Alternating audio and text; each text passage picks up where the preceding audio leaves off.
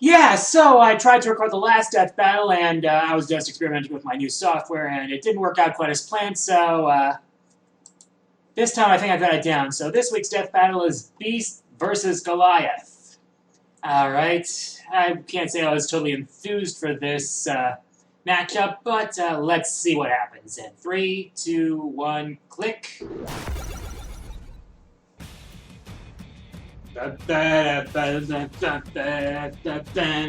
Some of the greatest heroes of all are shunned by the very people they continue to protect. Yeah, Like Beast, the blue genius of the X-Men. Not to be confused with the Beast from Disney. Gives new meaning to the phrase tough as stone. Who actually is from Disney.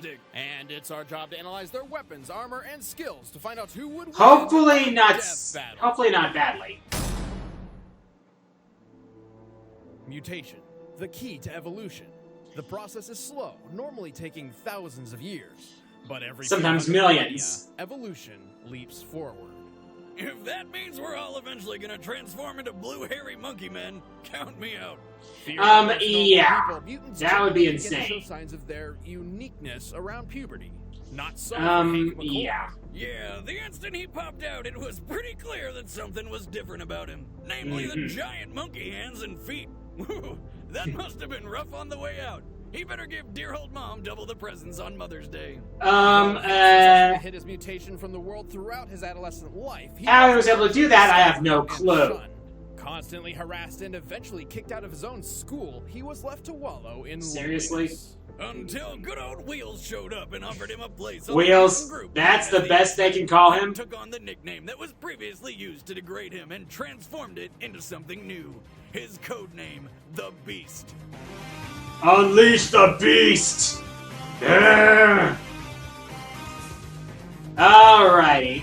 As an X-Man, Beast became an integral member of this uncanny team. His superhuman strength, speed, and durability let him go toe-to-toe with baddies like the immovable... Granted, I am not the most well-versed in the X-Men comic books. I don't read comic books. I don't really watch the shows that often. Eventually leaving the X-Men, he became a leading researcher in mutant genetics. Desperate to cure the mutant phenomenon, Beast cure.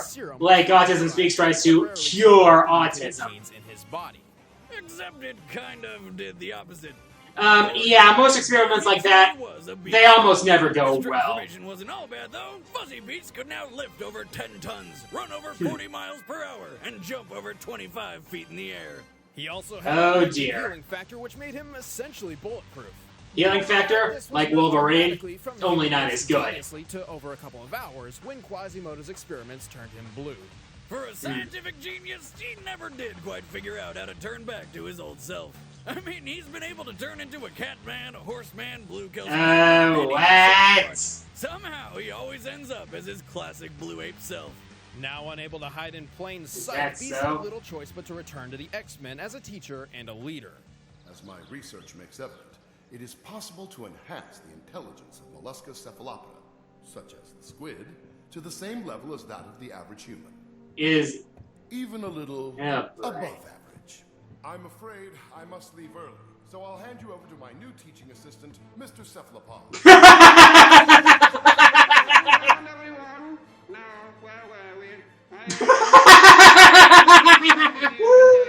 Oh boy, my sides are hurting already.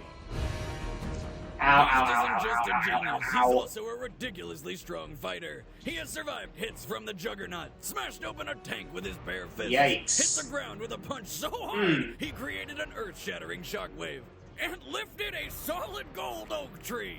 A cubic foot weighs approximately 1 ton. Comparing the diameter of the tree to Hank's height, it's reasonable to believe that this golden tree weighs at least 60 tons. Oh dear. To be precise.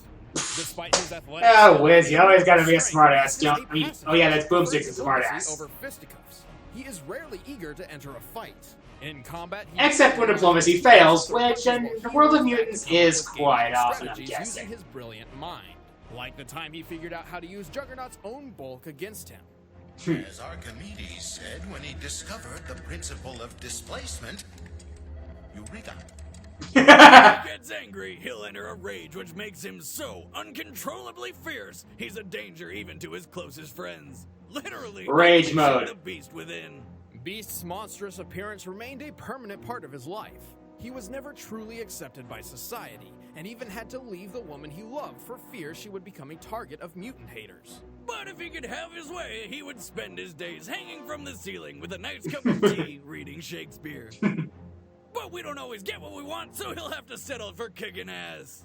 Apparently. Feet and many a tear in our opposite path to persevere. A minor poet for a minor obstacle.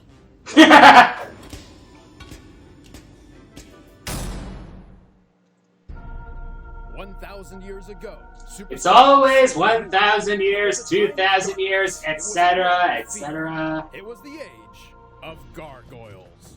And badass cartoon intros. Stone by day, warriors by night, gargoyles used to be common throughout the world. Like the stone statues they inspired, gargoyles were known as protectors. Guarding their home and those inside was always their top priority. It's not And yet, it's not always the sunshine and rainbows. Otherwise, I'd have a shitload more lawn gnomes. In the year 994 AD, a clan of gargoyles formed a symbiotic relationship with the humans of a Scottish castle. Using their superhuman It's always strength, Scotland when it comes to stuff like this, isn't it? The gargoyles defended the castle from invaders. Highlander, And gargoyles. human allies would watch Actually, that's pretty much all I can think of. they are most vulnerable. As Oh yeah, gargoyles turn to Braveheart. solid stone, But that was based on a real... The gargoyles were led by Goliath, a creature with a voice so sexy it makes humans turn to stone. If you know what I'm Oh, saying. really? You are trespassing. Unfortunately, due to their beastly appearance, Goliath's clan eventually faced unjust prejudice from the very humans under their protection. We are most seriously displeased to allow beasts in the dining hall. Oh, really? Natural creatures. No good can come from associating with them. If that wasn't bad enough, Goliath was betrayed Talk about by racism. his human friend, causing nearly his entire clan to be smashed to bits. Then the few that did survive were magically sealed in stone forever by a misinformed wizard. Talk Is about that a so? shitty Monday. Ah, Sealed boy. in stone forever, or until one very specific, seemingly impossible criteria was met. The terms of the spell were that they would What? sleep What? until the castle rises above the clouds. And when he Like said that would ever happen. he Oh, wait! So, stone they remained for 1,000 years until... 1,000 years! 2,000 years! 10,000 years! Happen to be crazy enough to try something. Yeah, it's always the rich Those people. moved every last stone of the ancient castle to the top of his New York skyscraper. It's always the rich people who do the crazy stuff, isn't it? Clouds. The cost of which must have been... At least in cartoons. Don't disappoint me. Oh yeah, and Xanatos was voiced by Jonathan Frakes. AKA Riker to all you Trekkies out there. Yeah, in cartoons, legends tend to be true.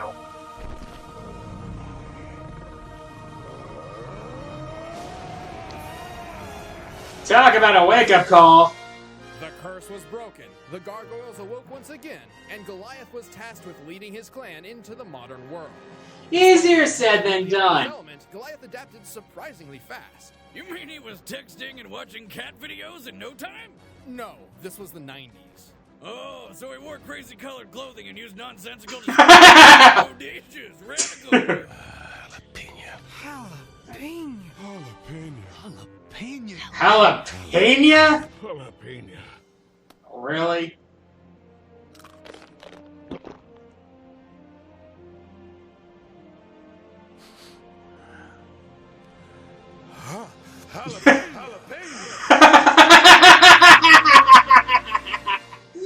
Oh boy.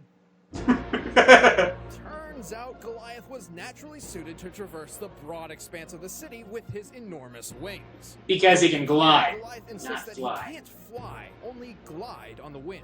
Which I insist is bullshit. What else would you call what's happening right here other than friggin' flying? Regardless of wind direction and speed, it seems Goliath has no trouble gliding wherever he wants to go. He only has issue taking off from the ground, requiring an elevated point to start from.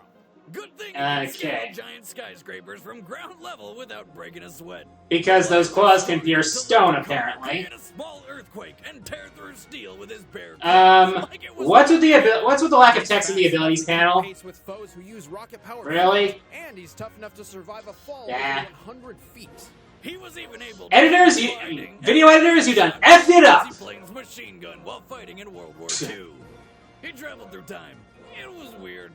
Oh dear, time travel, it's never pretty. He can be when he goes into a rage. Are you However, he's serious? actually rather clever and wise. He was able to outsmart Oberon, who is Okay, now you got the text back. magical god. And when Goliath's not leading his clan into battle or struggling to have a relationship with a human detective, boundary. Because bestiality always He works. holed up in his castle's library, reading. Wise and powerful, Goliath is a true force of nature. For 12 hours of the day. The other 12, he's a motionless stone statue, making him a pretty easy target. Even when he's Let's just hope the time doesn't factor into this battle. For the sake of others, regardless of the risk. Hey, he's managed to survive for over 1,000 years, and believe me when I say, you do not want to be on this gargoyle's bad side. My name is Goliath, and I belong to no one. Stop whining. A gargoyle doesn't whine. He roars! Yeah, that's why you don't want to piss off someone that strong. Alright. Let's end this debate. Let's get this started. Time for a death battle! Oh good, no cheesy plugs. Oh, they're going with sprites this time. There have been a couple of complaints about the sprites from fans of Death Battle lately. Let's hope this doesn't disappoint. Boom. And the roar.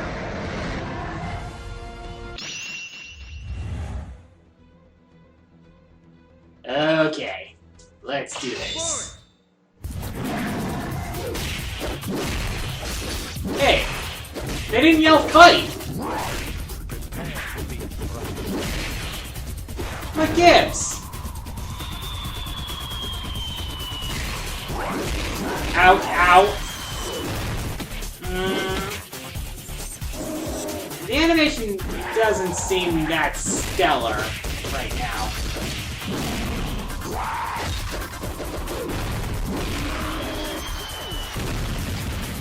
Oh yeah, he's gonna be that. That truck, yeah, it's gonna be a throne. The minute you see a truck in a battle of giants, that truck's gonna get thrown. Oh my god! Goodbye. He's open. Ow. You had to feel that. What? What? Oh, come on! That was it?! That was it?! They never show you that shit on 90s cartoons. Goliath were pretty even in terms of strength and speed, making this a battle of wit and experience. Beast was always more of a team player. Are you friggin' kidding me? Absolutely necessary.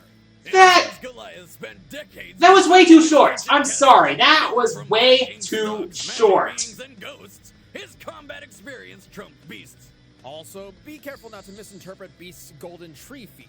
While it might sound far more impressive than anything Goliath has done, Beast did not actually lift the whole 60-plus ton tree off the ground. Well, it's nothing surpassing his usual feats. Okay, I can see the logic here. Though I'm not as well versed in either of these universes, so I don't know.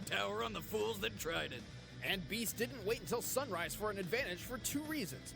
One, he didn't know what would happen because gargoyles in his universe don't share the Stone by Day rule. Well, and second, Beast isn't tough enough to stand against Goliath for 12 hours straight.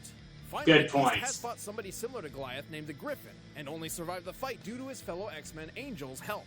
In the end, Beast just didn't have the heart to keep up with the gargoyle. The winner is Goliath. Well, okay, let's see what's next. Next time on Death Battle.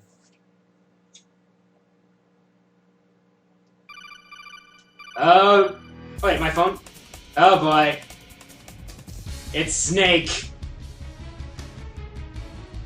Yeah, I know somebody's gonna be happy about this. But who's he gonna be facing? It's showtime. Wait. They don't guys, say who's thanks gonna be for watching. facing. I'm Ben, I play Wiz. And I'm Chad, and I play Boomstick. Oh, Next okay. time on Death Sorry, Battle, guys. Snake. We've had That Snake was over and lackluster. over again for years, and actually a few different possible matchups. Oh If you want boy. to see who he's fighting, make sure you go follow us on our social media. That's at ScrewAttack. Oh, they're gonna hide it behind social media plugs. Nice. Classy.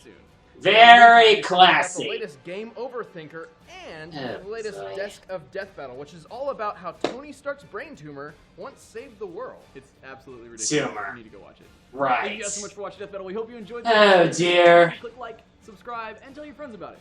I'm sorry, but I'm sorry, but this one just didn't hold up. Sorry.